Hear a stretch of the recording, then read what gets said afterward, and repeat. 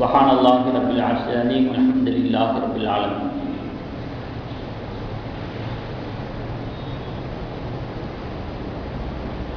وقد قال الله تعالى في القرآن العظيم والفرقان المجيد يا أيها الناس اتقوا ربكم الذي خلقكم من نفس واحدة إلى آخر الآية. صدق الله العظيم. قال نبينا رسول الله صلى الله عليه وسلم الحياء كله خير أو كما قال عليه الصلاة والسلام. நிறையுடைய வாழ்வழித்து நெடுநிலத்தை காப்பதற்கு மறையளித்த இறைவனுக்கே மாபெரும் புகழனைத்தும். சத்திய தூதராம் நபிகள் நாயகம் ஸல்லல்லாஹு அலைஹி வஸல்லம் அவர்களின் மீதும் அவர்களின் வழிவாழ்ந்த சத்திய சஹாபா பெருமக்கள் மீதும் நம் அனைத்து நல்லடியார்களின் மீதும் ஏகவல்லோனின் சாந்தியும் சமாதானமும் என்றென்றும் நின்று நிலவட்டுமாக. கண்ணியத்திற்குரிய இஸ்லாமிய பெரியோர்களே, சகோதரர்களே, அல்லாஹ் ஜல்ல ஜலாலஹு அருள்மறையாம் திருமறை குர்ஆனிலே யா அய்யுஹன் நாஸ் இத்தகூ ரப்பக்கும் அல்லதீ ஹலகக்கும் மின் நஃப்ஸின் வாஹிதா, மக்களே நீங்கள் உங்களை படைத்தவனான அல்லாஹ்வுக்கு மட்டுமே அஞ்சி நடக்க வேண்டும். நீங்கள் எல்லாம் ஒரு தாய் மக்கள் என்பதாக வல்ல ரஹ்மான் கூறுகிறார். உலகில் வாழக்கூடிய அனைத்து மக்களும் ஒரு தாய் மக்களாக இருக்கிற பொழுது அவர்களுக்கு மத்தியிலே பேதமை பார்ப்பது, பாகுபாடு பார்ப்பது, ஏற்றத்தாழ்வு கற்பிப்பது, அடிமைப்படுத்துவது, கொடுமைப்படுத்துவது, இவைகளுக்கு இஸ்லாத்திலே அறவே இடமில்லை. இந்த முழக்கத்தை தாங்கி இருக்கின்ற காரணத்தினாலே இஸ்லாமிய மார்க்கம் உலகம் முழுவதிலும் அனைத்து நாடுகளையும் உள்ளடக்கிய ரீதியில் பார்ப்போமேயானால் உலகம் முழுவதிலும் சுதந்திரம் வாங்கி தந்த ஒரே மார்க்கம் இஸ்லாமிய மார்க்கம். உலகத்திற்கே சுதந்திரம் வாங்கி தந்த இஸ்லாமிய மார்க்கம், அதிலே பங்காற்றிய இஸ்லாமியர்கள், அதில் ஒரு நாடாக நம்முடைய நாட்டை எடுத்து பார்க்கிற பொழுது, வரலாற்றை பார்க்கிற பொழுது, சுதந்திரம் பெற்றுத் தருவதிலே அலாதியான பங்கு வகிக்கக்கூடிய மார்க்கத்தை பின்பற்றி நடக்கக்கூடியவர்கள், நம்பிக்கை கொண்டிருக்கக்கூடியவர்கள் இந்திய சுதந்திரத்திலும் பங்கு பெறாமலா இருப்பார்கள். இந்திய சுதந்திரத்திலேயும் அவர்களுடைய பங்கு இல்லாமலா போய்விடும். ஆகவே நிறைய இஸ்லாமியர்கள் தங்களுடைய உயிரை அர்ப்பணித்திருக்கிறார்கள். அடிமைப்படுத்துதல் என்பது மார்க்கத்துக்கு எதிரான விஷயம்.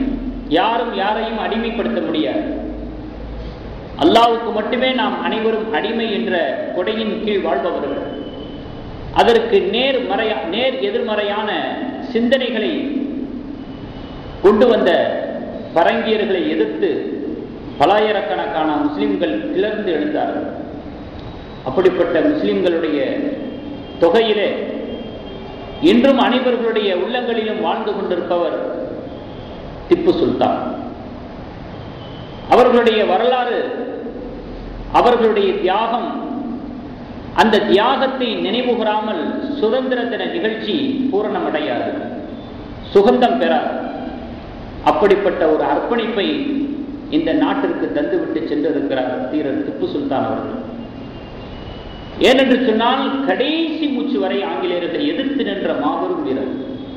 அதுபோன்ற ஒரு கோணத்தை எந்த ஒரு பிரதான தலைவர்களிடத்திலும் பார்க்க முடியாது. கடைசி மூச்சு வரை எதிர்த்து நின்றவர். ஆசை வார்த்தைகளுக்கும் அச்சுறுத்தலான வார்த்தைகளுக்கும் அடிபணியாத ஒரே வீரர் தீரர் திப்பு சுல்தான். ஏனென்று சொன்னால் இன்னைக்கு பார்த்தீங்கன்னா நிகழ்வுகள், செய்திகள், இவைகளெல்லாம் நம்முடைய கவனத்துக்கு வந்துகிட்டு தான் இருக்கிறது. வெளிநாட்டு உறவுகளை பலப்படுத்துகிறோம் என்கிற பெயரிலே முக்கிய பதவிகளில் இருக்கக்கூடியவர்களெல்லாம் சுற்றுலாவை போன்று உலாவந்து கொண்டிருக்கக்கூடிய சூழ்நிலையில சில சமயங்களில் வரலாறுகளிலே இப்படிப்பட்ட செய்திகளும் பதிவு செய்யப்படுகிறது. தான் பிறந்த தேசத்தினுடைய ரகசியங்களை விலைக்கு வித்துவிட்டு வந்து விடுகிறார்கள். வெளியுறவு கொள்கைகளை பலப்படுத்துகிறோம் என்கிற பெயரிலே, சுற்றுலா என்கிற பெயரிலே தான் பிறந்த தேசத்தினுடைய ரகசியங்களை விற்று விடுவதற்கு கூட துணிந்து விடுகிற நாட்டு துரோகிகளுடைய நிகழ்வுகள் கூட வரலாற்றிலே பதிவு செய்யப்பட்டிருக்கிறது. இப்படி இருக்கக்கூடிய சூழ்நிலையில அவர்களெல்லாம் திப்பு சுல்தானிடமிருந்து நிறைய பாடங்கள், படிப்பினைகள் பெற வேண்டும். ஆசை வார்த்தைகளுக்கோ அச்சுறுத்தல்களுக்கோ என்றைக்கும் அடிபணியாத ஒரே மாவீரர். பயங்கரவாதத்திற்கு கொடைப்பிடித்து தேசத்தினுடைய இறையாண்மையை காவு கொடுக்கக்கூடியவர்கள் எத்தனையோ பேர்கள் இன்றளவில் இருந்து கொண்டிருக்கக்கூடிய சூழ்நிலையில அதற்கு ஒருபோதும் துணை போகாதவர் தான் திப்பு சுல்தான். 1750 நவம்பர் 20 ஹைதர் அலி ஃபக்ருன் நிசா ஆகிய தம்பதிக்கு பிறந்தவர் திப்பு சுல்தான். 17 வயசிலேயே போர் படைத்தளபதியாக இருந்து பணியாற்றியவர், போரிலே கலந்து கொண்டவர். 17 வயசுல. இப்ப பாத்தீங்கன்னா 20 வயசுலேயே முட்டு வலி வந்துடுது. 17 வயசுல போருக்கு படை தளபதியாக பொறுப்பு வகித்து போரில் வெற்றியும் பெற்றார். 1767 இருந்து கிபி 1769 வரைக்கும் தமிழ்நாட்டை பொறுத்தளவில் பரவலாக பல இடங்களில ஆங்கிலேயர்களை எதிர்த்து போராடி வெற்றி பெற்றவர் திப்பு சுல்தான். நம்முடைய மாநிலம் தழுவிய செய்திகளையும் நீங்கள் தெரிந்து கொள்ள வேண்டும் என்பதற்காக வேண்டி சொல்லுகிறேன். 1782 டிசம்பர் 6 தான் அவருடைய தகப்பனார் ஹைதர் அலி அவர்கள் மரணம் அடைகிறார். அதற்கு பிறகு அதே வருஷம் 1782 அதே மாசம் டிசம்பர் மாசத்துல 26ஆம் தேதி 32 வயசுல மைசூர் மன்னராக பதவி எடுத்துக் கொள்கிறார். பதவிக்கு வருகிறார் திப்பு சுல்தான் அவர்கள். 150 வருடங்களாக ஆங்கிலேயர்கள் இந்தியாவிலே ஆட்சியை நிலைப்படுத்தியதற்கு காரணம் திப்பு சுல்தானுடைய மரணம். திப்பு சுல்தானுடைய மரணம் தான் 150 வருட கால ஆங்கிலேயருடைய ஆட்சி இந்த நாட்டிலே நிலவ பெற்றதற்கு காரணமாக சொல்ல முடியும். அவர் உயிரோடு இருக்கிற வரைக்கும் அவர்கள் கால் முடியவில்லை, அச்சமற்று வாழ முடியவில்லை. இங்கே நாம் ஆட்சி செய்வோம் என்கிற எந்த ஒரு உத்தரவாதமும் அவர்களுக்குள் அவர்களே தர முடிவதில்லை. அப்படிப்பட்ட ஒரு சிம்ம சொப்பன வாழ்க்கையை வாழ்ந்துவிட்டு சென்றவர் திப்பு சுல்தான் அவர்கள். எப்போ திப்பு சுல்தான் வீர மரணம் அடைந்து விட்டார் என்ற செய்தியை ஆங்கிலேயர்கள் கேள்விப்பட்டார்களோ, குறிப்பாக அதுல ஜெனரல் ஹாரிஸ் என்ற ஒரு ஆங்கிலேயர் அவர்களுடைய வீர மரணத்தை கேள்விப்பட்டுட்டு உடனே ஒரு வார்த்தையை சொன்னாராம், இனிமேல் இந்தியா நம்முடையது என்பதாக சொன்னாராம். அவர்களுடைய ஆட்சி இந்த இந்தியாவிலே நிலை பெற்றதற்கு காரணமாக சொல்ல வேண்டும் என்று சொன்னால் அது திப்புவினுடைய மரணத்தை தான் காரணமாக சொல்ல முடியும். அதே போல ஜவஹர்லால் நேரு அவருடைய நூல்ல டிஸ்கவரி ஆஃப் இந்தியா என்ற அவருடைய நூல்ல அவரை பற்றி சில விஷயங்களை பதிவு செய்து வைத்திருக்கிறார். திப்பு சுல்தான் அவர்கள் ஆங்கிலேயர்களுக்கு சிம்ம சொப்பனமாக வாழ்ந்தவர். திப்பு சுல்தான் அவர்களும் அவர்களுடைய தகப்பனார் ஹைதர் அலி அவர்களும் கடுமையான தோல்வியை ஆங்கிலேயர்களுக்கு கொடுத்தவர்கள் மட்டுமின்றி வேதனையான அனுபவங்களையும் தந்தவர்கள். ஆங்கிலேயர்களுக்கு பல சந்தர்ப்பங்களில் வேதனையான அனுபவங்களை தகப்பனாரும் பிள்ளையும் கொடுத்திருக்கிறார் என்பதாக ஜவஹர்லால் நேரு அவருடைய நூலிலே பதிவு செய்து வைத்திருக்கிறார். அவருடைய வரலாற்றில் பார்த்தீங்கன்னா நிறைய விஷயங்கள் இளைய தலைமுறைக்கு தெரிய விடாம மறைச்சு ஒழிச்சு அதுல புரட்டு இந்த மாதிரியான வரலாற்று திரிவுகள் செய்து அப்படியே மண்ணோட மண்ணாக மூடி மறைத்து வைக்கப்பட்டிருக்கிறது.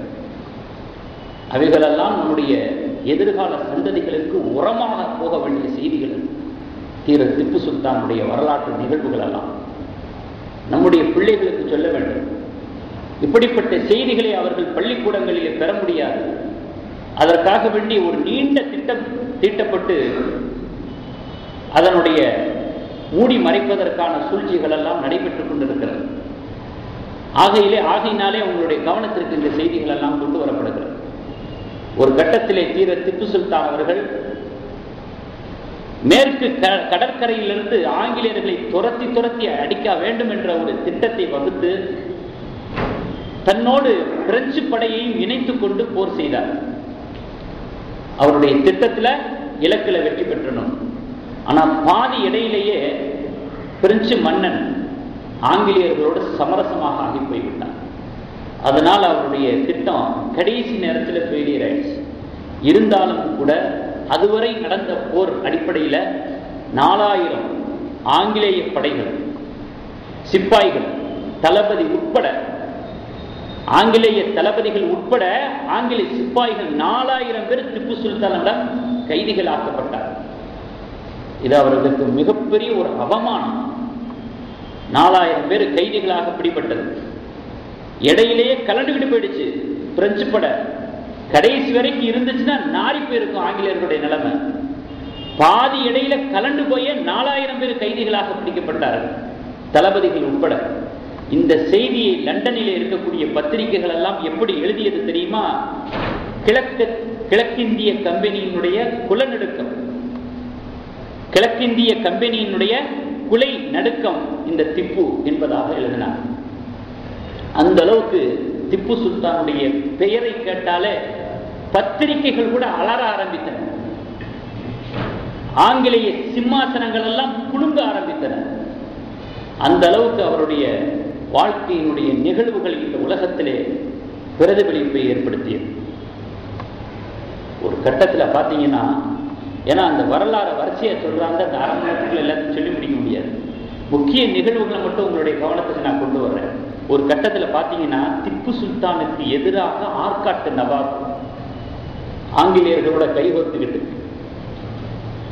ஹைதராபாத் நிஜாம், தொண்டைமான், மைசூர் அரசனுடைய முன்னாள் பாளையக்காரர்கள், இவர்கள் எல்லாம் ஒன்று சேர்ந்து கொண்டு கூட்டு வைத்துக் கொண்டு ஆங்கிலேயர்களோடு கைகோர்த்து திப்புவுக்கு எதிராக நின்றார்கள். திப்புவுக்கு எதிராக போர் செய்வதிலே துணை போனார்கள். அப்படி இருந்தும் கூட திப்பு சுல்தான் தன்னந்தனியாக இருந்து எதிர்த்தார். கலங்கிடவில்லை, மனம் தளர்ந்து விடவில்லை. நம்மை சார்ந்தவர்களே எதிரணியில் இருக்கிறார்களே என்று அவருக்கு வேர்த்து வடியவில்லை, கால்கள் நடுங்கவில்லை. தன்னந்தனியாக இருந்து அப்படி இருந்தும் கூட எதிர்த்து போரிட்டார். இப்போ எந்த அளவுக்கு மன உறுதி இருந்திருக்கும் பாரு. இன்னதாலிக்க மின் அஜ்மில் உமூர், இறை விசுவாசிக்கு மன உறுதி வேண்டும்.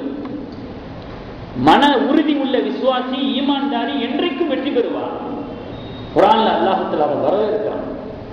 நல்ல விஷயங்களை, நல்ல காரியங்களை நடைமுறைப்படுத்துகிற விஷயத்துல ஒரு விசுவாசிக்கு உறுதி மனப்பான்மை இருக்க வேண்டும் என்பது குர்ஆனுடைய அறிவுரை.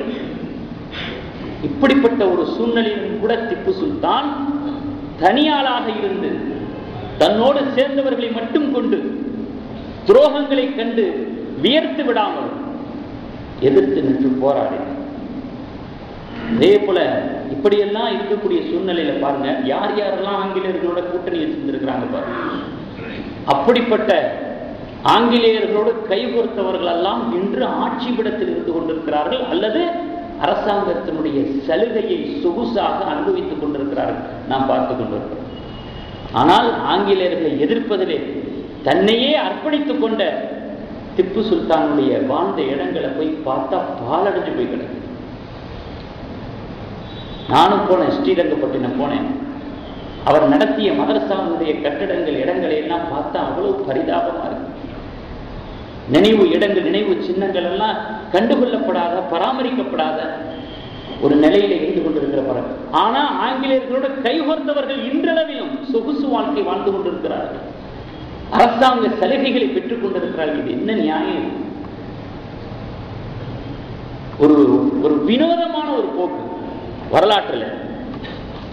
அதே போல ஒரு ஆங்கிலேய அதிகாரி சொல்றாரு, 30 நாட்களாக ஸ்ரீரங்கப்பட்டினத்தை நாங்கள் முற்றுகையிட்டோம். தூரத்திலேயே இருந்து அவருடைய கோட்டையை தரிசிக்க முடிந்ததை தவிர நெருங்க முடியவில்லை, கோட்டைக்குள் நுழைய முடியவில்லை. மோந்து பார்த்து விட்டு தான் வெளியே வந்தோம். ஒண்ணு செய்ய முடியல.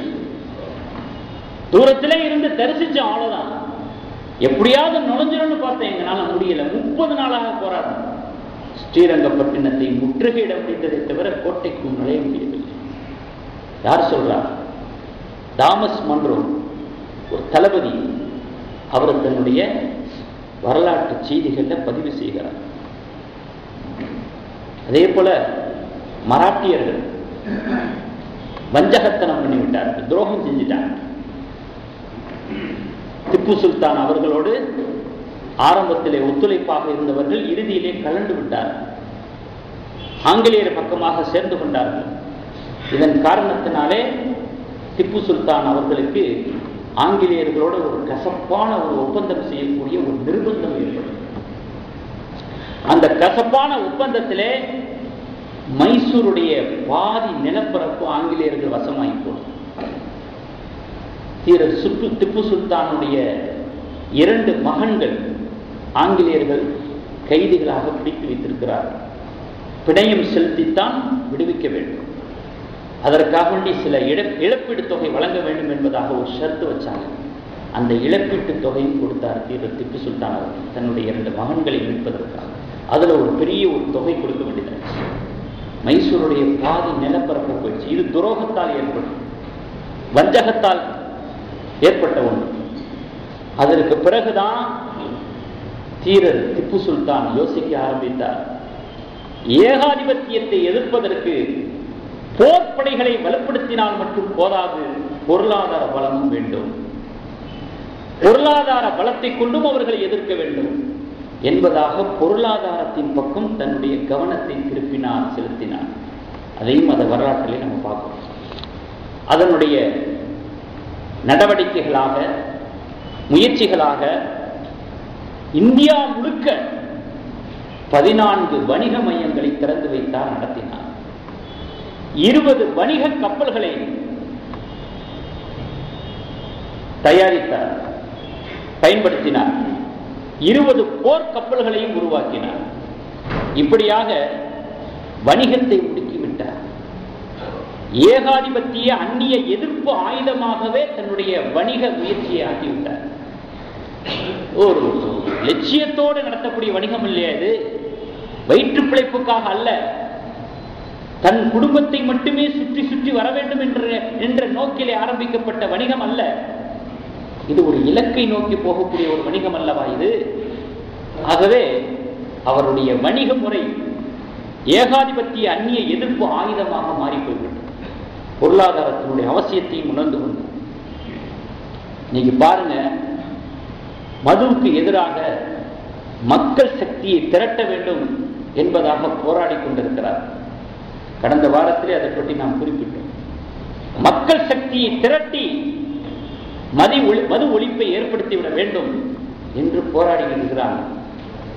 மக்கள் சக்தியை திரட்டவும் முடியல, மதுவை ஒழிக்கவும் முடியல. ரெண்டுமே ஃபெயிலியர். நீங்க நம்ம பார்த்துக்கிட்டு இருக்கோம். திப்பு சுல்தான் மக்கள் சக்தியை ஏகாதிபத்தியத்துக்கு எதிராக திரட்டினார். திரட்டியதிலே வெற்றியும் கண்டார். மதுவுக்கு எதிராக கூட திரட்ட முடியல. நம்ம அவர் ஏகாதிபத்தியத்துக்கு எதிராக திரட்டினார். அவர் ஏகாதிபத்தியத்துக்கு எதிராக மக்களுடைய சக்தியை திரட்டுவதிலே அவர் கண்ட முயற்சிகள் என்ன தெரியுமா? கையாண்ட முயற்சிகள், உத்திகள் என்ன தெரியுமா? விவசாயிகளுக்கு புறா துப்பாக்கி சுடக்கூடிய பயிற்சியை கற்றுக் கொடுத்தார். விவசாயிகளுக்கு தினைக்கு ஊருக்கு வெளியில விவசாயிகள் துப்பாக்கி பயிற்சி செய்ய வேண்டும் உத்தரவு போட்டார், ஈடுபடுத்தினார். இதெல்லாம் சாதாரண செய்திகளா நமக்கு தெரியுதா? எந்த ஆட்சியாளனாவது தன்னுடைய நாட்டில் வாழக்கூடிய குடிமக்கள்கிட்ட போய் துப்பாக்கியை கொடுப்பானா? அந்த வச்சுக்க. அப்ப எந்த அளவுக்கு தன்னுடைய நாட்டு மக்களை நம்புறாரு பாரு. இவர்களுக்கு கொடுக்கப்படக்கூடிய ஆயுதங்கள் ஏகாதிபத்தியத்துக்கு எதிராகத்தான் இருக்கும், தனக்கு எதிராக அவர்கள் பயன்படுத்த மாட்டார்கள் என்று அந்த அளவுக்கு தன்னுடைய நாட்டு மக்களை, தன்னுடைய ஆட்சிக்குட்பட்ட பகுதியில் வாழக்கூடிய மக்களை நம்பினார். இந்த நம்பிக்கை வருமா? எந்த ஆட்சியாளனுக்காவது இந்த சர்வதேச அளவில் ஒரு சவாலே விடுவோம். எந்த அரசுக்காவது ஆட்சியாளனுக்காவது இந்த நம்பிக்கை வருமா? வராது. அரசே ஆயுதங்களை கொடுக்குமா? கொடுக்காது. திப்பு சுல்தான் ஆங்கிலேயர்களுக்கு எதிராக, ஏகாதிபத்தியத்துக்கு எதிராக தன்னுடைய நாட்டு மக்களிடத்தில் ஆயுதங்களை வழங்கினார், மக்கள் சக்தியை திரட்டினார். அந்த அளவுக்கு ஆங்கிலேயர எதிர்ப்பு சிந்தனை திப்புனுடைய வாழ்க்கையிலே சரித்திரத்தில் பதிவு செய்யப்பட்டிருக்கிறது என்கிற செய்தியை நாளை எதிர்நோக்கி இருக்கக்கூடிய சுதந்திர தினத்தை முன்னிட்டு உங்களுடைய நினைவுக்கு கொண்டு வருகிறது. உலகத்துக்கே சுதந்திரம் வாங்கி கொடுத்த மார்க்கம் இஸ்லாமிய மார்க்கம். தேசமாக இருந்தால் என்ன, மாநிலமாக இருந்தால் யாரும் யாரையும் அடிமைப்படுத்தி விட முடியாது. அல்லாஹ்விற்கு மட்டும்தான் அடியார்கள் அடிமை என்கிற முழக்கத்தை தாங்கிய இஸ்லாமிய மார்க்கத்திலே, இஸ்லாமிய மார்க்கத்தை பின்பற்றி வாழக்கூடிய இஸ்லாமியர்களிடத்திலே சுதந்திரத்திற்கான பங்களிப்பு எப்படி இல்லாமல் போகும்? அதே போல திப்புனுடைய வாழ்க்கை வரலாற்றினுடைய பக்கங்களை பலவாறாக திருப்பி பார்க்கிற பொழுது அவர் ஒரு வீரனாக காட்சி தருகிறார். சில சந்தர்ப்பங்களிலே போர் வீரராக, ஆட்சியாளராக, சிறந்த நிர்வாகியாக, பொருளாதார அறிஞராக, தொழில்நுட்ப வல்லுநராக, சீர்திருத்தவாதியாக, ஒழுக்க சீலராக, இப்படி ஒரு மன்னர் இந்த மாதிரி வாழ்ந்திருக்கிறாரு அப்படிங்கிறத இப்போ உள்ள கால சூழ்நிலையை இணைச்சு பார்க்கும்போது நம்ப முடியுத? ஒரு மன்னர், எத்தனையோ மன்னர்களை வரலாற்றில் பார்க்கிறோம், என்னென்ன அநியாயம், அக்கிரமம், அழிச்சாட்டியம், ஆணவப்போக்கு. ஆனால் இவர் மன்னருடைய வாழ்க்கையை எப்படியான ஒரு பண்படுத்தப்பட்ட வாழ்க்கையாக தனக்குள் அமைத்துக் கொண்டு வாழ்ந்திருக்கிறார் என்பது எவ்வளவு பெரிய விஷயம். இந்த செய்தியை மக்களிடத்துல சொல்ல விடாம, மாணவ பருவத்தில் இருக்கக்கூடிய பிள்ளைகளுடைய கவனத்துக்கு போக விடாம, சந்ததிகளுக்கு தெரிய விடாம ஏதோ ஒரு சூழ்ச்சி குழு தடுக்கிறது என்று சொன்னால் இது எவ்வளவு பெரிய காழ்ப்புணர்வு. அதை தெரிய விடாம தடுத்தா பரவாயில்ல, அவருக்கு எதிரான சிந்தனைகளை வேற போடுது. அவர் கட்டாயப்படுத்திய காரணத்தினால பிற மதத்தவர்கள் 3000 பேர் தற்கொலை பண்ணிக்கிட்டாங்க அப்படின்னு ஒரு தவறான தகவலை வரலாற்றில் ஏற்றுது. அதுக்குன்னு ஒரு குழு. உடனே வரலாற்று ஆசிரியர்கள் கொந்தளிச்சாங்க. அதுல பாண்டே என்பவர் முக்கியமான வரலாற்று ஆசிரியர். அப்படி ஒரு நிகழ்வே நடக்கல அவருடைய வரலாற்றுல. நிரூபிச்சாரு. அவர் நிரூபிக்கக்கூடிய முயற்சியில வெற்றியும் பெற்றாரு. ஒத்துக்கொண்டது கடைசியில. அவருடைய தியாக வரலாற்றை மறைக்கிறது மட்டுமில்லாம அவருக்கு எதிரான சிந்தனைகளை வேற பிஞ்சு உள்ளங்கள்ல விதைக்கப்படுதுன்னு சொன்னா இது எவ்வளவு கேவலமான சிந்தனை. இதற்கு பின்னணியில யார் இருந்தா என்ன? கேவலம் தானே. ஒரு சுயமரியாதை கொண்ட, தேச அபிமானமாக இருக்கக்கூடிய, தேசத்துக்காக தன்னுடைய ஆட்சியை இழந்த, உயிரை இழந்த ஒரு வீர தியாகியை கொச்சைப்படுத்தக்கூடிய வேலையை ஒரு வரலாற்றிலே செய்யப்படுகிறது என்று சொன்னால் இதை விட வேற அசிங்க வேற என்ன இருக்க முடியும்? இன்றைக்கு அது நடந்து கொண்டிருக்கிறது. அதையும் உங்களுடைய கவனத்திற்கு நான் கொண்டு வருகிறேன். அடுத்து பார்த்தீங்கன்னா திப்புனுடைய வரலாற்றிலே நிறைய சந்தர்ப்பங்கள், சமயங்கள், அடிப்படையான விஷயங்கள்ல ஷரியத்தினுடைய வாசனை இருப்பதை நாம் பார்க்க முடியும். ஒவ்வொன்றையும் ஷரியத்தினுடைய வழிகாட்டுதலோடு தான் அமைத்திருக்கிறார். அவருடைய ஒவ்வொரு உத்தரவுகளும், பிரகடனங்களும், உபதேசங்களும், நடவடிக்கைகளும் ஷரியத்தை மையமாக கொண்டுதான் அமைய பெற்றிருக்கிறது என்பதை நாம் பார்க்க முடிகிறது. அவருடைய விவசாய கொள்கையை எடுத்துக்கொள்ளுங்கள். ஹஜ்ரத் உமர் ரலியல்லாஹு தஆலா அவர்கள் சொன்னாங்க, மன் அஹ்யா அர்லன் மய்யித்தன் ஃபஹிய லஹு. இறந்து போன பூமியை யார் உயிர்ப்பிக்கிறாரோ, அதாவது தரிசு நிலத்தை யார் பயிரிடுகிறாரோ அவருக்கு அந்த நிலம் சொந்தம் என்று உமர் ரலியல்லாஹு தஆலா அவர்கள் சொன்னார். இதே உத்தரவை திப்பு சுல்தான் தன்னுடைய ஆட்சி காலத்தில் பிரகடனப்படுத்தினார். உழுபவருக்குத்தான் நிலம் சொந்தம். தன்னுடைய ஆட்சி காலத்தில் திப்பு சுல்தானுடைய பிரகடனம் அப்படி இருந்துச்சு. அதே போல பார்த்தீங்கன்னா 1792 போருக்கு பிறகு ஆங்கிலேயர்களுடைய வசமாகி போனது வேலூர். 1792க்கு பிறகு வேலூர்ல ஆங்கிலேயர்களுடைய கை ஓங்கி இருக்கிறது. அங்கிருந்த விவசாயிகள் எல்லாம் வரி கொடுமை தாங்க முடியாம 4000 விவசாயிகள் திப்புனுடைய ஆட்சிக்குட்பட்ட பகுதிக்கு ஓடி வர்றாங்க. இதை யார் பதிவு செய்கிறார்? ஒரு ஆங்கிலேய அதிகாரி பதிவு செய்கிறார். இந்த நிகழ்வு நடந்துச்சு அப்படி. திப்புனுடைய ஆட்சி பகுதி எங்க இருக்குதுன்னு தேடி தேடி பார்த்து ஓடி வந்தார். ஆங்கிலேயருடைய வரி கொடுமை தாங்க முடியாம 4000 விவசாயிகள். இதையும் அந்த தாமஸ் மன்றோ ஆங்கிலேய அதிகாரி பதிவு செய்கிறார். 1796 பதிவு செய்கிறார். இந்த மாதிரி விவசாய கொள்கை என்று எடுத்து பார்ப்போமே, ஆனால் அடிப்படையாக இஸ்லாத்தினுடைய விஷயங்களை அமைத்து வைத்து நாட்டினுடைய வளர்ச்சிக்கு மிகப்பெரிய ஒரு வித்தை விதைத்தார். உள்ளூர் வர்த்தகர்களை எல்லாம் ஊக்குவித்தார். பயிர் உற்பத்தி, பட்டுப்பூச்சி வளர்ப்பு, பெங்களூர்ல இருக்கக்கூடிய லால் பார்க் தாவரவியல் பூங்கா, பாசன வசதி, இப்படி பல வகையிலையும் அவருடைய முயற்சிகள் முடுக்கிவிடப்பட்டது. விவசாய நலனுக்காக, விவசாயிகளுக்காக, அதை கொண்டு நாட்டை வளர்ச்சிப்படுத்துவதற்காக. அதே போல பாருங்க, அனாதைகளுடைய விஷயத்துல ரொம்ப கரிசனம் கொண்டது. பெருமானார் ஸல்லல்லாஹு அலைஹி வஸல்லம் அவர்கள் சொல்றாங்க, காஃபிலுல் யதீமி லஹு அவ் லிகைரிஹி அனபஹு கஹாத்தைனி ஃபில் ஜன்னah. ஒரு அனாதை, தனக்கு முகம் தெரிந்த அல்லது முகம் தெரியாத, அறிமுகமான அறிமுகம் இல்லாத ஒரு அனாதைக்கு யார் பொறுப்பேற்றுக் கொள்வாரோ, அரவணைப்பாரோ, அதனுடைய பாதுகாப்பை தன் கையில் எடுத்துக் கொள்வாரோ, மறுமையில சொர்க்கத்துல என் நெருக்கத்தில் இருப்பார் அவர் அப்படின்னு 2 விரல்களை காட்டி சொன்னாங்க பெருமானார் ஸல்லல்லாஹு அலைஹி வஸல்லம்.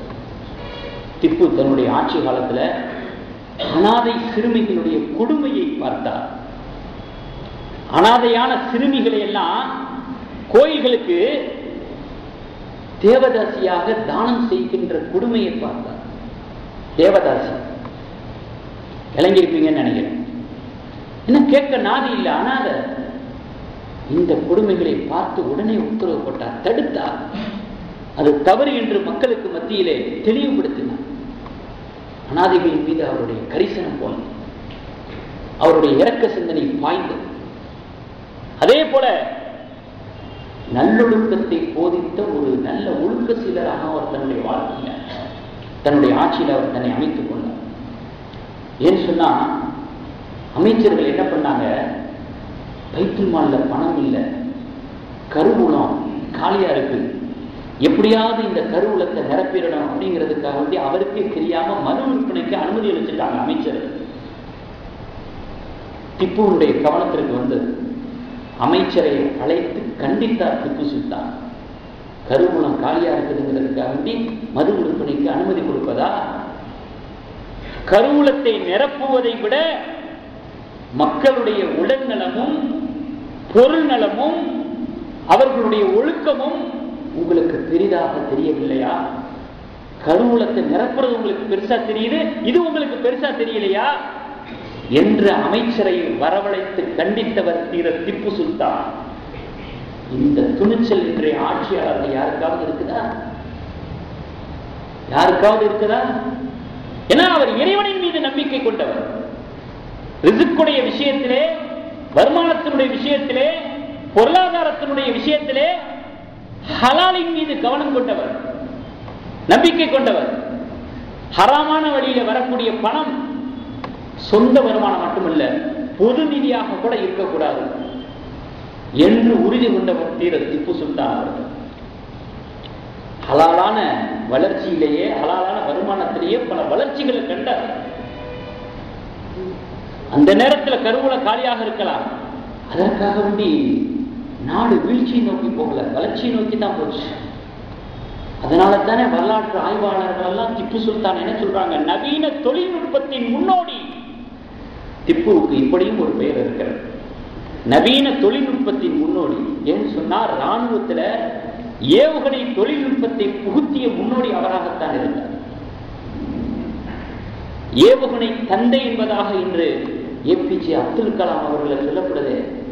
ஏவுகணையின் தந்தை அந்த ஏபிஜே அப்துல் கலாம் தான் எழுதிய அக்னி சிறகுகள் என்ற புத்தகத்தில் என்ன எழுதியிருக்காரு தெரியுமா?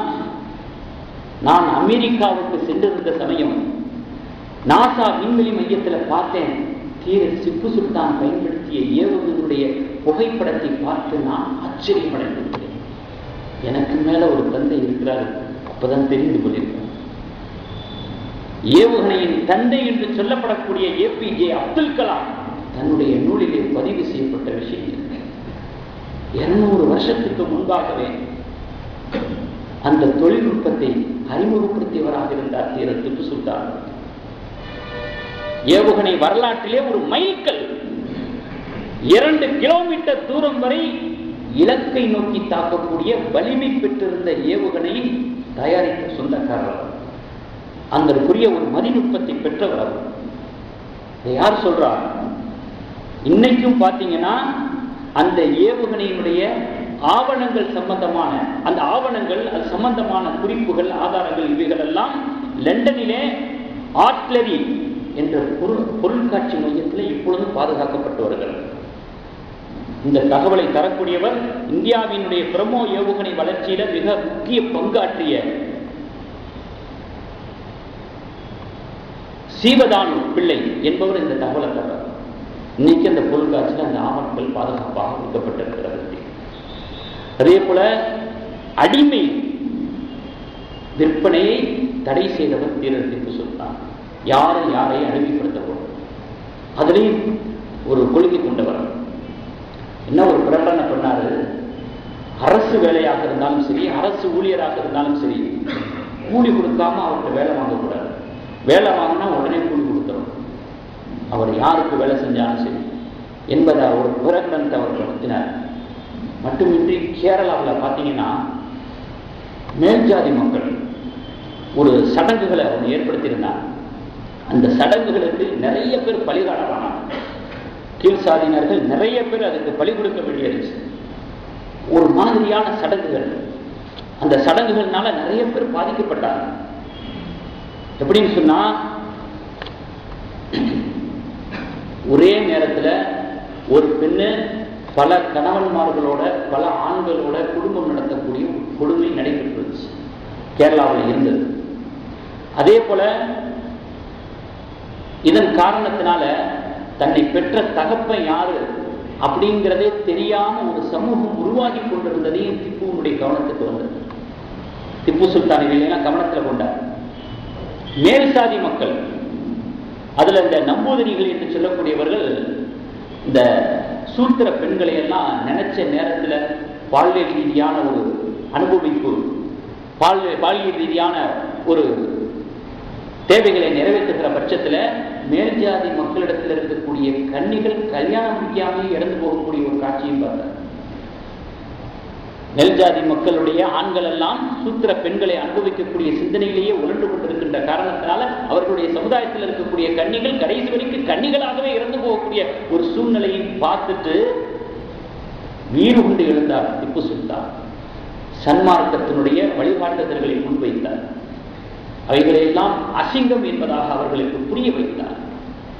அது மட்டுமல்லாமல் அடுத்தடுத்து வரதட்சணை கொடுமைகள் இருந்தது. கலாச்சார சீரழிவு, குலவழக்கம் என்கிற பெயரில், சமூக பழக்கம் என்கிற பெயரில் என்னென்ன கொடுமைகள் எல்லாம் இருந்ததோ அவைகளெல்லாம் சன்மார்க்கத்தின் மூலமாக களையெடுத்தவர் திப்பு சுல்தான் வரலாற்றில் பதிவு செய்த விஷயம். தன்னுடைய சொந்த வாழ்க்கையிலையும் ஒழுக்கத்தோட தான் வாழ்ந்தார். இயல்பாகவே அவருக்கு வெட்க உணர்வு அதிகம். முஸ்லிம்கள் கூட வரலாற்றில் சொல்லல, மாற்று மதத்தவர்கள் சொல்றார். அவருடைய வெட்க உணர்வை பார்த்துவிட்டு ஆச்சரியத்தோடு எழுதுகிறார்கள் சில விஷயங்கள். மதிய தூங்கும் பொழுது கூட, அதாவது எப்பொழுதுமே அவர் மேலிருந்து கீழ் வரைக்கும் ஆடைகளால் தன்னை மூடிக்கொண்டிருப்பார். அந்த அளவுக்கு வெட்க சுபாவம் உள்ளவர். மதிய தூங்கும் பொழுது சற்று மேலாடையை விலக்கி விட்டு தூங்குவார். மேலாடையை அந்த நேரத்தில் ஒரு வேலை செய்யக்கூடிய ஒரு பெண்ணு வேலையாளு அந்த நேரத்தில் உள்ள நுழைஞ்சிட்டார். கடுமையாக கோபப்பட்டு அந்த பெண்ணை அதட்டினார், கண்டித்தார்.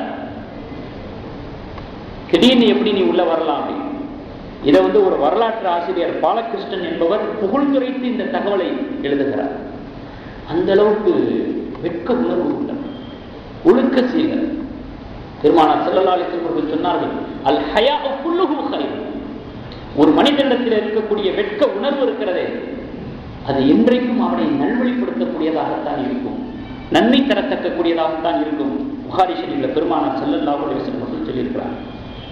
ஆக இந்த மாதிரி ஒரு சட்டத்திற்கு புறம்பான நிர்வாண காட்சிகள், ஆண் பெண் தொடர்புகள், இவைகள் அனைத்தையும் எதிர்த்து நின்றவர் திப்பு சுல்தான். நீண்ட உரையெல்லாம் நிகழ்த்தி இருக்கிறார். இந்த மாதிரியான காரியங்களில் நீங்க ஈடுபட்டீங்கன்னா கால்நடைகளுக்கு நமக்கு என்ன வித்தியாசம் என்று கேட்டார். ஆண் பெண் உறவு விஷயத்தில் இந்த மாதிரி ஒரு போக்கை நீங்கள் கையாண்டால் கால்நடைகளுக்கு நமக்கு என்ன வித்தியாசம்? வரக்கூடிய சந்ததிகள் விபச்சாரத்தில் பிறந்த சந்ததிகளாக ஆக வேண்டுமா? இப்படியெல்லாம் மக்களை பார்த்து ஒரு கேள்வி எழுப்பினார். ஒரு புதிய கலாச்சாரத்தை, ஒரு புண்ணியமான ஒரு கலாச்சாரத்தை உருவாக்க முயற்சி எடுத்தார். ஒரு ஆன்மீகவாதியாகவும் தன்னுடைய வாழ்க்கையினுடைய பல தளங்களில் நின்று வேலை செய்திருக்கிறார். ஒரு ஆட்சியாளராக மட்டுமல்ல. ஆனால் இன்றைக்கு பார்த்தீங்கன்னா ஆண் பெண் தொடர்பு விஷயத்தை நியாயப்படுத்தக்கூடிய வாதங்களும் கருத்துக்களும் நிறைய மலிந்து கிடக்கிறது. அது என்னுடைய சுதந்திரம் அப்படிங்கிறான். சுதந்திரம், சுதந்திரத்தை அன்னைக்கு எந்த சுதந்திரத்தை பத்தி பேசுறான்? தனிநபர் சுதந்திரம் அப்படிங்கிறான். சுதந்திரங்கிற அந்த வார்த்தைக்குள்ள என்னென்ன வார்த்தைகள்! நான் தனிநபராக தனி அறையில் இருந்துகிட்டு என்னுடைய கனியில தட்டுறேன். இதை எவன் தட்டி கேட்க முடியும்? இதுதான் தனிநபர் சுதந்திரம். என்ன வேண்டாலும் என் கணினியில் உட்காந்து நான் பார்ப்பேன். இது என் உரிமை. ஏன் இந்திய பண்பாட்டுல காமம் இல்லையா? கலாச்சாரத்துல காமம் இல்லையா? இலக்கியத்துல காமம் இல்லையா? சிலை சிற்பங்கள்ல காமம் இல்லையா? நான் கணினியை தட்டுறதுதான காமம் கேட்கிறான். இதை ஒரு நியாயம்னு பேசுறான். என்னுடைய சுதந்திரம் பறிக்கப்படுகிறது. எது சுதந்திரம்? ஒரு அகண்ட பார்வை இல்லாத, என்னமோ நிறைய படிச்சிருக்கிறான், நிறைய பெரிய ஜாப்ல இருக்கிறான், நிறைய ஒரு சமுதாய சிந்தனையோட சுதந்திரம் என்பதனுடைய அர்த்தம் என்ன என்று விளங்க தவறி விடுகிறானே, இவன் எதை நோக்கி போய்கொண்டிருக்கிறான்? தனிநபர் சுதந்திரம் என்றால் என்ன? பெருமானார் ஸல்லல்லாஹு அலைஹி வஸல்லம் விளக்கம் சொல்றாங்க. தனிநபர் சுதந்திரம் அவசியம், அதை யாரும் பறிக்க முடியாது. ஆனால் அடுத்தவர்களுடைய சுதந்திரத்தை பறிக்காமல் இருக்க வேண்டும்.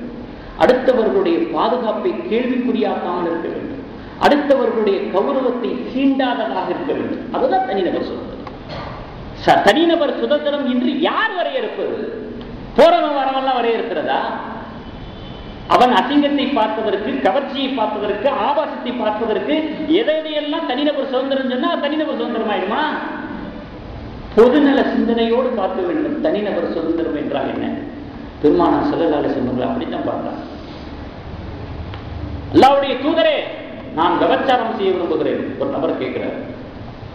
பெருமானார் ஸல்லல்லாஹு அலைஹி வஸல்லம் அவர்கள் சொன்னாங்க, உன்னுடைய தாயை யாராவது விபச்சாரம் செய்ய அனுமதி கேட்டா நீ அனுமதிப்பியா? ஓ மகளை யாராவது விபச்சாரம் செய்ய அனுமதி கேட்டா, உன்னுடைய சகோதரியை யாராவது விபச்சாரம் செய்யறதுக்கு துணிந்தா நீ பார்த்துக்கிட்டு இருப்பியா? முடியாது. நீ எந்த பெண்ணை விபச்சாரம் பண்ண போறியோ அவ யாருடைய சகோதரியாக, யாருடைய தாயாகவது, யாருடைய மகளாகவது இருக்கத்தான் செய்வா. அவனுக்கு எப்படி இருக்கும்? புரிந்து கொண்டார். கேள்வி கேட்டு வந்தவர் புரிந்து கொண்டார். பொதுநல சிந்தனையோடு பார்க்கணும். சுதந்திரம் என்றால் என்ன? சுய சிந்தனையை ஒரு எல்லைக்குள் வைத்துக் கொள்ள வேண்டும். வரம்பு மீறி சுதந்திரம் என்ற பெயரிலே அடாவடித்தனம் பண்ணக்கூடாது. நீங்க பாத்தீங்கன்னா பெருசா அரசு பாலியல் படங்கள் பார்ப்பதற்கு தடை விதிக்கப்படுகிறது. அப்படியே ஒரு உத்தரவு போட்ட உடனே எல்லாரும் என்ன நினைப்பாங்க? இந்த கவர்மெண்ட் ஒரு சமுதாயத்தினுடைய ஒழுக்கத்தின் மீது எவ்வளவு அக்கறை கொண்டிருக்குது, அப்படி இப்படின்னு தானே எல்லாம் நினைப்பாங்க. அப்புறம் பார்த்தா சில எதிர்ப்புகள் வந்த உடனே உத்தரவை வாபஸ் வாங்கிட்டாங்க. சில எதிர்ப்புகள் வந்த உடனே இதுல தொழில்நுட்ப கோளாறு இருக்கிறது, அதனால் எங்களுடைய உத்தரவை நாங்கள் வாபஸ் வாங்கிக்கிறோம். கேலி கூத்தா இருக்கு. பாலியல் படங்கள் பார்ப்பதற்கு, அது சம்பந்தமான விஷயங்களை தடை செய்யறதுக்கு ஏற்கனவே சட்டம் இருக்குது. நீ புதுசா எதுவும் உத்தரவு போட்டு அமல்படுத்த வேண்டிய அவசியம் இல்லை. இருக்கிற சட்டத்தை அமல்படுத்தினா போதும், எல்லாம் ஒழிஞ்சிரும்.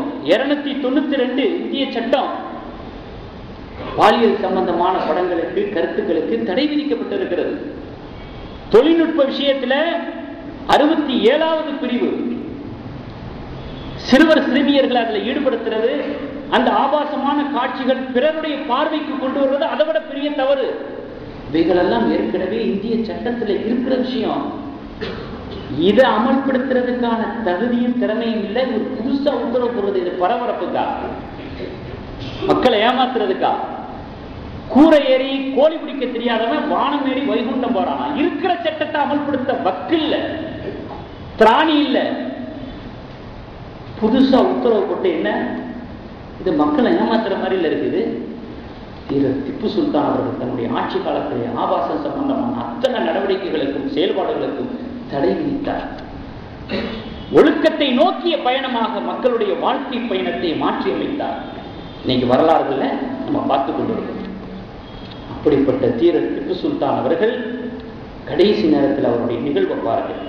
குண்டு காயங்களோட கோட்டை வாசல் அப்படியே சரிஞ்சு விழுகிறார். டைம் ஆயிடுச்சு, இறுதி நிகழ்வுக்கு வர்றேன். அப்ப கூட பக்கத்துல இருந்த ஒரு பணியாளர் சொல்றாரு, தளபதி அவர்களே, யாராவது ஒரு ஆங்கிலேயரை அழைக்கட்டுமா, சமரசமா போயிடலாமா, வாய மூடு. அந்த பணியாளரை பார்த்து அந்த நேரத்திலையும் கூட திப்பு சுல்தான் சொல்லுகிறார், வாயை மூடு. 200 ஆண்டுகள் ஆட்டு மந்தையாக வாழ்வதை விட 2 நாட்கள் புலியாக வாழ்வதைத்தான் நான் விரும்புகிறேன். குற்றுயிராக கிடக்கும்போது கடைசி நேரத்தில் கூட இன்னதாலிக மின் அஸ்மில் உமூர், இறை விசுவாசிகள் மன உறுதி படைத்தவர்களாக இருக்க வேண்டும். குர்ஆன் கொடுத்த ஒரு ஊக்கம், மார்க்கம் கொடுத்த ஊக்கம், இறுதி வரை அவருடைய உள்ளம் கோடையாகி போய்விடவில்லை, சோரம் போய்விடவில்லை, சொகுசு வாழ்க்கைக்கு தன்னை அடிபணியை செய்யவில்லை. இப்படிப்பட்ட ஒரு வரலாற்றுக்கு சொந்தக்காரர் திப்பு சுல்தான் என்பதை நாம் நினைவில் கொள்ள வேண்டும். ஆனால் இன்றைக்கு இந்திய விடுதலை போராட்டத்தினுடைய ஆரம்பம் 1857 என்பதாக வரலாற்றை திரித்து சொல்லப்படுகிறது. இந்திய விடுதலை போராட்டத்தினுடைய ஆரம்பம் 1857 அல்ல, அதற்கு முன்பாகவே திப்பு சுல்தான் தொடங்கிவிட்டார். பரங்கியர்களுக்கு எதிராக படையை திரட்டிவிட்டார். அங்கிருந்து வரணும் இந்திய விடுதலை போராட்டம். என்ன இடையில இருந்து வர்றது? யாருக்கு வரலாற்றை மறைக்கிறதுக்கு இந்த வேலை? ஆகையால் கண்ணியமிக்கவர்களை இதை நாம் விளங்கிக் கொள்ள வேண்டிய விஷயம் என்னவென்று சொன்னால், தன்னுடைய தேசத்தோடு சம்பந்தப்பட்ட வரலாறு என்கிற காரணத்தினாலே நாம் சாமானிய மனிதராக வாழ்ந்தாலும் சரி, அல்லது சமூக பொறுப்பு வகிக்கக்கூடியவராக இருந்தாலும் சரி, அல்லது ஆட்சியாளராக இருந்தாலும் சரி, தன்னுடைய சன்மார்க்கத்தினுடைய வழிகாட்டுதலின் பிரகாரம் நம்முடைய வாழ்க்கையை அமைத்துக் கொள்ள வேண்டும் என்பதை இந்த தியாக வரலாற்று நிகழ்வுகள் நம்முடைய உள்ளத்திலே பதிவு செய்கிறது, விதைக்கிறது. அப்படிப்பட்ட நல்ல அறங்களுக்காக, நல்ல விஷயங்களுக்காக தன்னை தியாகிக்கக்கூடிய சிந்தனை மனப்பான்மை கொண்டவர்களாக நாம் அனைவரும் ஆகுவதற்கு வல்ல ரஹ்மான் பெருமை செய்வானாக. வாஹிர் தாவானா அல்ஹம்துலில்லாஹி ரப்பில் ஆலமீன்.